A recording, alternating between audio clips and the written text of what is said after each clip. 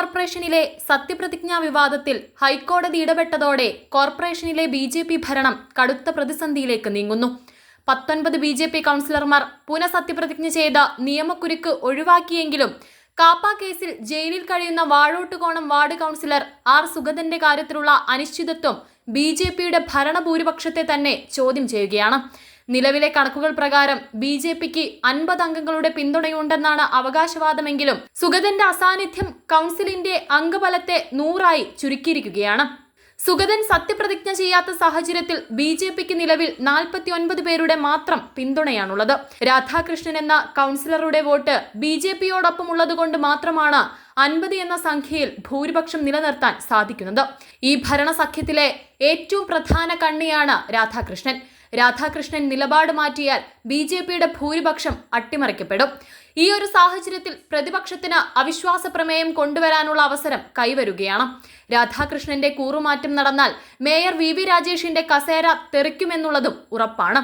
വാഴോട്ടുകോണത്തെ councillor സുഗതന്റെ സത്യപ്രതിജ്ഞയാണ് ബി.ജെ.പിയെ സംബന്ധിച്ചിടത്തോളം ഏറ്റവും വലിയ തലവേദന. കാപ്പ കേസിൽ ജയിലിൽ കഴിയുന്ന സുഗതന് 6 മാസത്തിലധികം തടവിൽ കഴിയേണ്ടി വരുമോ എന്ന ആശങ്ക ശക്തമാണ്. 28 ദിവസത്തിനുള്ളിൽ സത്യപ്രതിജ്ഞ ചെയ്യാൻ നിയമപരമായ അനുമതി ലഭിച്ചില്ല എങ്കിൽ സുഗതന്റെ അംഗത്വം റദ്ദാക്കപ്പെടും. സുഗതന്റെ അംഗത്വം അയോഗ്യമാവുകയാണെങ്കിൽ വാഴോട്ടുകോണത്ത് ഉപതെരഞ്ഞെടുപ്പിന് കളമൊരുങ്ങും. തെരഞ്ഞെടുപ്പ് നടന്നാൽ ബി.ജെ.പിക്ക് അവിടെ ജയിക്കാനാകുമോ എന്നത് വലിയൊരു ചോദ്യചിഹ്നമാണ്.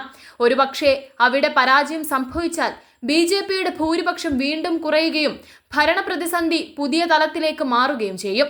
ഈ പ്രതിസന്ധിയിൽ നിന്ന് കരകയറാൻ ബി.ജെ.പിക്ക് മുന്നിലുള്ള ഏക വഴി കോടതിയുടെ കനിവാണ്.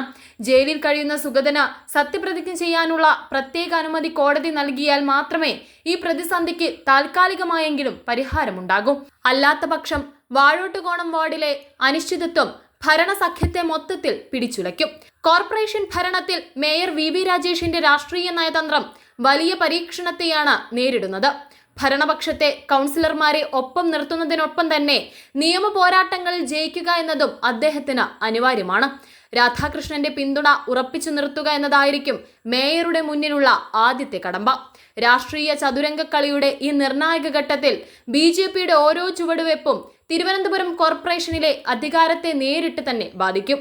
വരും ദിവസങ്ങളിൽ സുഗതന്റെ വിഷയത്തിൽ കോടതി എടുക്കുന്ന തീരുമാനമായിരിക്കും കോർപ്പറേഷന്റെ ഭാവി നിർണ്ണയിക്കുക.